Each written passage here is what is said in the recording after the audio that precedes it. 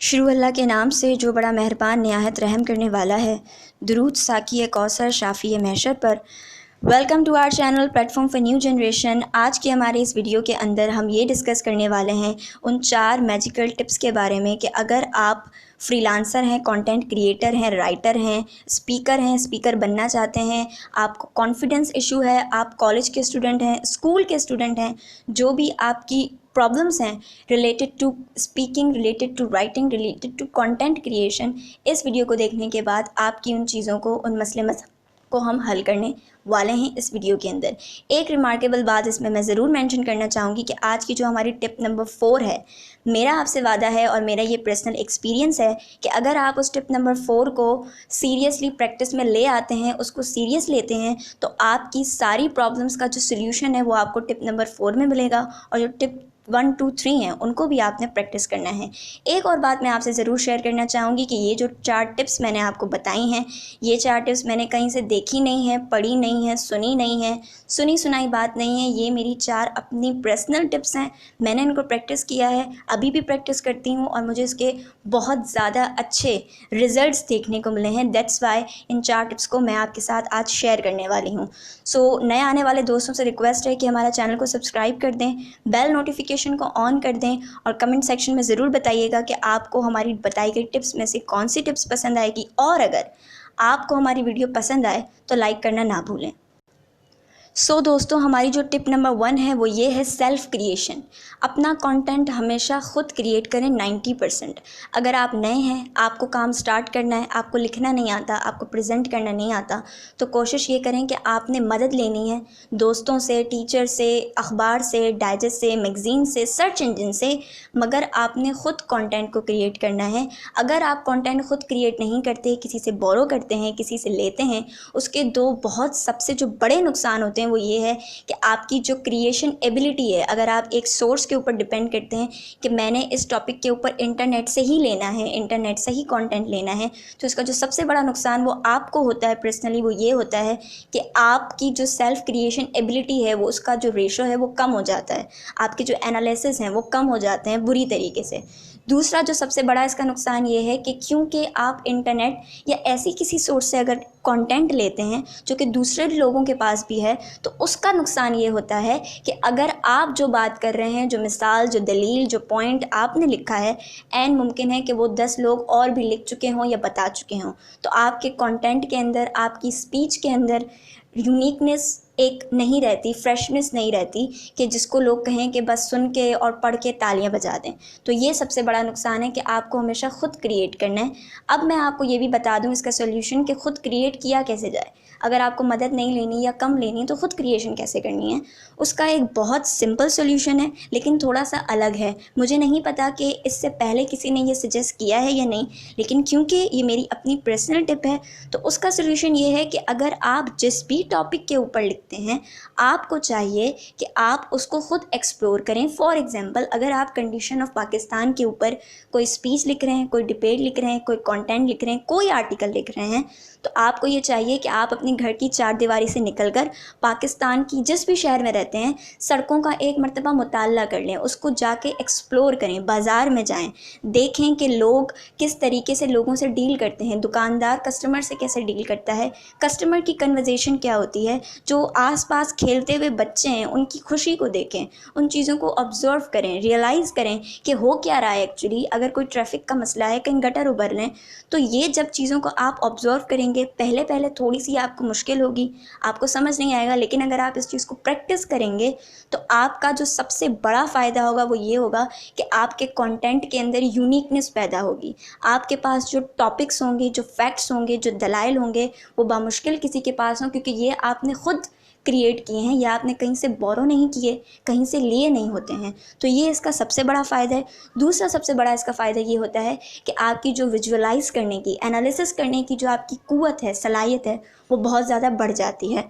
तो tip number 1 हमारी आपको याद रखनी है, प्रैक्टिस करना स्टार्ट करनी है कि आपने सेल्फ़ क्रिएशन के ऊपर फोकस करना है। सो हम बढ़ते हैं टिप नंबर 2 की तरफ। जो हमारी टिप नंबर 2 है दोस्तों, वो ये है कि आपको सुनने की आदत डालनी है। जी हाँ, आपने बिल्कुल ठीक सुना कि आपको सुनना है, क्योंकि आप एक अच्छे लिसनर, आप एक अच्छे स्पीकर तब तक नहीं हो सकते जब तक आप एक बहुत अच्छे लिसनर ना हो। सुनना है। अब सुनना किसको है? सुनना आपको सिर्फ अपने कंपैटिटर्स को नहीं है, सुनना आपको सिर्फ चंद लोगों को नहीं है, आपको हर शख्स को सुनना है। आपको टीचर्स को सुनना है, आपको अपने दोस्तों को सुनना है, आपको अपने मेंटोर्स को सुनना है। उसके अलावा आपने न्यूज़ एंकर्स को सुनना है, तबसरे देखने हैं। एक और बात मैं बताना चाहूँगी जो कि नोटिसेबल है कि अक्सर कॉलेज स्कूल के स्टूडेंट्स, यूनिवर्सिटी के स्टूडेंट, जब भी कोई सेमिनार होता है, कोई चीफ गेस्ट आता है, जब उसको स्टेज पे इनवाइट करते हैं, वो जब आपसे कुछ शेयर करता है, आपने कुछ एक्सपीरियंसेस बताता है, उसको ज़रूर सुने, उसको लाजमी सुने। और अगर आपको कोई बात अच्छी लगती है तो उस पर दबा के तालियां बजाएं, क्योंकि आप सुनने की आदत जब तक नहीं डालेंगे आप बोल नहीं सकेंगे। सुनना आपने लाजमी है। इसके 2 फ़ायदे होते हैं। इसका जो सबसे बड़ा फ़ायदा ये है कि आपकी जो दलाइल की वक़्त है वो बहुत ज़्यादा बढ़ जाती है। फॉर एग्ज़ाम्पल, अगर आपके पास एक टॉपिक के ऊपर एक एग्ज़ाम्पल थी, जब आपको सुनने की आदत होगी, पढ़ने की आदत होगी, एक्सप्लोर करने की आदत होगी, सामने वाली बात को अहमियत देने की आदत होगी, तो ऐन मुमकिन है कि बहुत जल्दी आपके पास एक टॉपिक के ऊपर, आपके पास पहले एक एग्ज़ाम्पल थी, आपके पास 10 एग्ज़ाम्पल्स आ जाएंगी। तो आपने सुनना है। जो इसका दूसरा फ़ायदा है वो ये है कि जब आपको कोई एग्जाम्पल देगा, दलील देगा, तो आपको उसको ऊपर से पकड़ना आएगा। आपको उसको दलील को रद्द करने की कैपेबिलिटी आहिस्ता आहिस्ता आपके अंदर पैदा होगी। आप अपने कंपैटिटर को या अपने कॉम्पिटिटर को ब्रेक कर सकेंगे कि आपने ये कहा था, मेरे पास उसके कंपैरिजन में ये उसकी एंटी एग्जाम्पल है। तो आपने सुनना ज़रूरी है, क्योंकि अगर आप सुनेंगे नहीं तो आप बोल नहीं पाएंगे। मेरा ये पर्सनली बिलीव है कि आप एक अच्छे स्पीकर जब ही बनेंगे जब आप एक बहुत अच्छे और डीप लिसनर होंगे, कि आप बोलने वाले की कैपेबिलिटी को नाप सकें कि उसने कितनी वज़न की बात बोली है। तो आपने सुनना ज़रूरी है। ये हमारी टिप नंबर 2 थी। जो हमारी टिप नंबर 3 है वो उन लोगों के लिए है जो स्टेज पे परफॉर्मेंस देते हैं, एंकरिंग करते हैं या करना चाहते हैं, या उनको कोई रिलेटेड मसला रहता है, स्टेज फियर रहता है।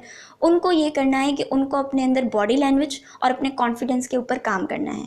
ये दोनों चीज़ें बहुत ज़रूरी हैं अगर आपको पब्लिक प्रेजेंटेशन देनी है। तो वो क्लास हो, स्टेज हो, कॉम्पिटिशन हो, वो कुछ भी हो सकता है।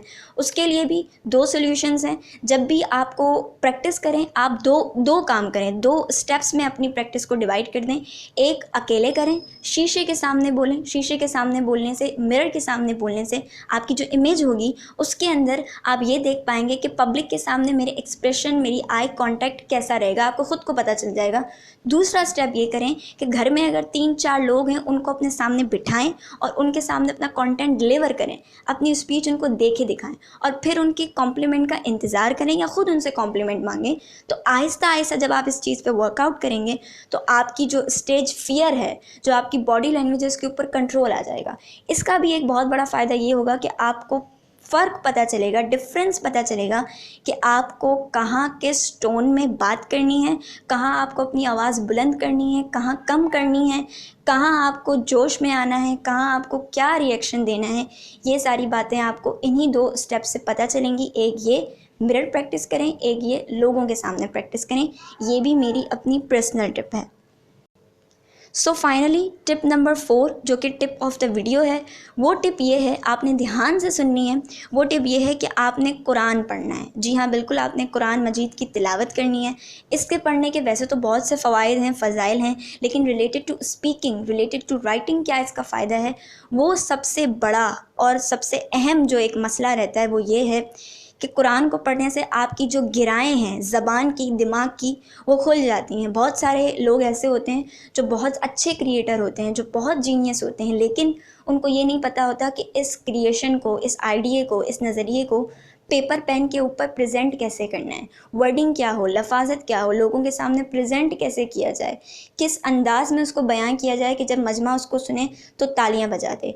ये एक बहुत अहम टिप है और ये मेरी पर्सनल सजेशन है कि अगर आप इस चीज़ को प्रैक्टिस में ले आते हैं तो आपके जो एक प्रॉब्लम है, जो आपकी ज़बान पे ताला लग जाता है, आप भीड़ को देख के घबरा जाते हैं, आपको जवाब पता होता है पर वो जवाब डिलीवर नहीं हो रहा होता, इस चीज़ से आपके वो मसले हल हो जाएंगे, और उसके अलावा भी अगर आपको कोई मसला है तो इससे भी वो हल हो जाएगा। सो आज की वीडियो के लिए इतना ही। अपनी दुआओं में याद रखिएगा, और अगर वीडियो को पसंद किया है आपने तो लाइक ज़रूर कीजिएगा। कमेंट में ये ज़रूर बताइएगा कि आपको हमारी कौन सी टिप पसंद आई है, और कोई यूट्यूबर कुछ पढ़े ना पढ़े, कमेंट हम बड़े शौक से पढ़ते हैं। सो कमेंट ज़रूर कीजिएगा। Thanks for watching.